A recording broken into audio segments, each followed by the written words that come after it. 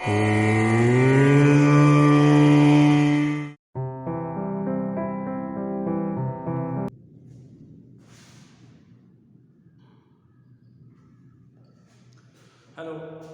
Welcome you all once again. आज का हमारा टॉपिक है use of there and it. I hope सब लोग अच्छे होंगे, घर में सुरक्षित होंगे, कोरोना से बचाव रखते हुए सुरक्षित रहिए। और आज का हम टॉपिक अब शुरू करते हैं। यहाँ आपके सामने दो वाक्य लिखे हुए हैं हिंदी के। मेरे थैले में एक पेन है।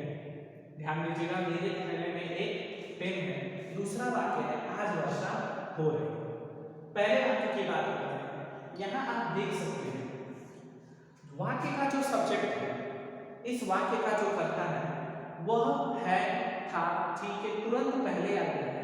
तो अगर कभी आपको इस प्रकार का कोई वाक्य मिले और आपको उसको इंग्लिश में ट्रांसलेशन करना होता है, तो यहाँ हम उस कर्ता को सीधे ना लाके अंग्रेजी वाक्य में देयर को कर्ता के रूप में लाते हैं और इसका ट्रांसलेशन करेंगे। There is a pen in my bag.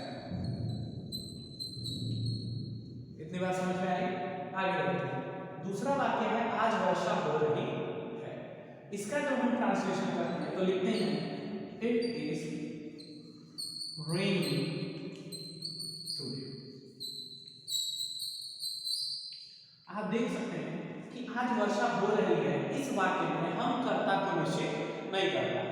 तब हमें समस्या आती है कि जब हम कर्ता को निश्चित ही नहीं कर सकते सब्जेक्ट को, तो हम सब्जेक्ट लगाएंगे। तो इस प्रकार के वाक्य में हम इट को सब्जेक्ट के रूप में लगाते हैं। कब? जब किसी मौसम, घटना या सामान्य समय की बात की जा रही हो और उन वाक्यों में कर्ता को निश्चित कर पाना कठिन होता है, तब हम इट को लगाते हैं। और देयर और इट, इन दोनों को हम डमी सब्जेक्ट्स के रूप में इंग्लिश ग्रामर में जानते हैं। इनको हम इंग्लिश ग्रामर में डमी सब्जेक्ट के रूप में जानते हैं। चलिए अब बात करते हैं कि इनका यूज कैसे करेंगे हम इंग्लिश ग्रामर में। किस तरीके से अलग अलग टेंसों में, अलग अलग कालों में इन दो सब्जेक्ट्स का यूज किस प्रकार से किया जाता है। आप चाहे तो इसको लिख सकते हैं, फिर आगे बढ़ेंगे। चलिए देखते हैं कैसे।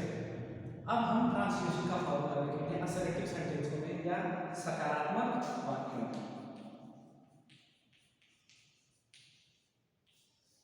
यहाँ क्या करते हैं, पहले हम देयर और इट को रखते थे जिस प्रकार का वाक्य है उसके हिसाब से। फिर हम हेल्पिंग वर्ब रखते हैं। ध्यान रखें कि हेल्पिंग वर्ब टेंस के हिसाब से अलग अलग हो सकता है। प्रेजेंट टेंस का हेल्पिंग वर्ब अलग हो सकता है, पास्ट में अलग हो सकता है और फ्यूचर में अलग हो सकता है। फिर हम रखते हैं सब्जेक्ट को, फिर आगे हम रखते हैं कॉम्प्लीमेंट। आपके सामने यहाँ दो वाक्य मैंने लिखा है। पहला वाक्य वहां एक कार थी। अब फिर आप एक बार देखते हैं कि थी के तुरंत पहले ही क्या है। चूंकि यह पास्ट टेंस में है तो हम लिखेंगे देयर। कार एक है, अतः हम सिंगुलर वाज का प्रयोग करेंगे। देयर वाज अ कार, वहां एक कार थी। दूसरे वाक्य में देखेंगे अलमारी में कुछ किताबें हैं। किताबें पुनः वाक्य के खत्म होने से ठीक पहले आया है और यहाँ पर ये प्लूरल है। तब हम कैसे लिखेंगे? देयर आर क्यों लगाए? क्योंकि किताब प्लूरल है। देयर आर सम बुक्स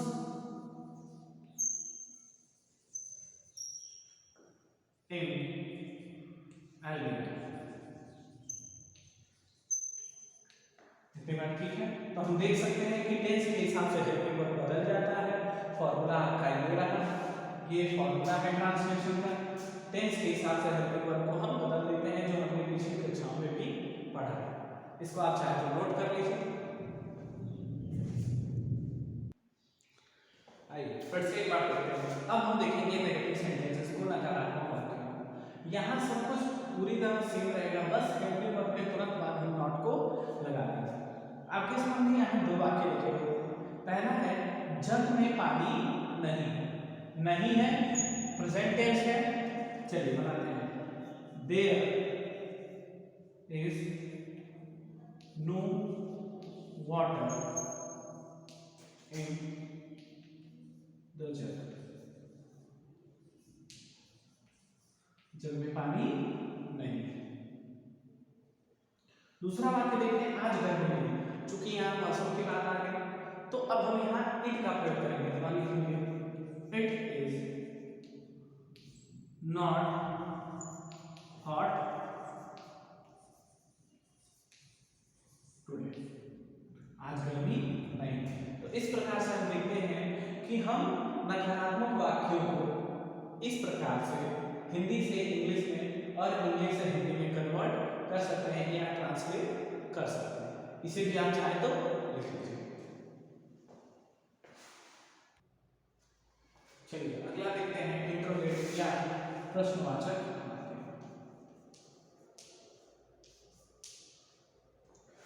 पहले हम question word, helping verb, there, it जो भी है, नॉट, सब्जेक्ट और लास्ट में कॉम्प्लीमेंट आता है तो लगाते हैं और नॉट आता है तो। अभी देखिए दो वाक्य लिखे हैं, क्या है कुर्सी तुम्हारी है, ये ध्यान से देखिए। फिर है आज गर्मी क्यों नहीं।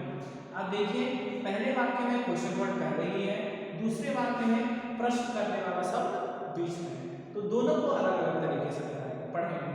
पहले हम जान चुके हैं कि जब हिंदी वाक्यों में प्रश्न करने वाले शब्द पहले आ जाते हैं तो वहां क्वेश्चन वर्ड को नहीं लगाते, सीधा ही हेल्पिंग वर्ब को आगे ले आते हैं। चूंकि ये प्रेजेंट टेंस का वाक्य है आया है, अतः यहाँ पर हम सब्जेक्ट के हिसाब से क्या लगाएंगे, हेल्पिंग वर्ब लगाएंगे।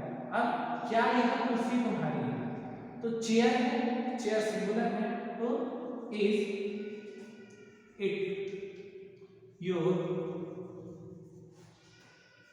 चेयर, ये बन गया हमारा।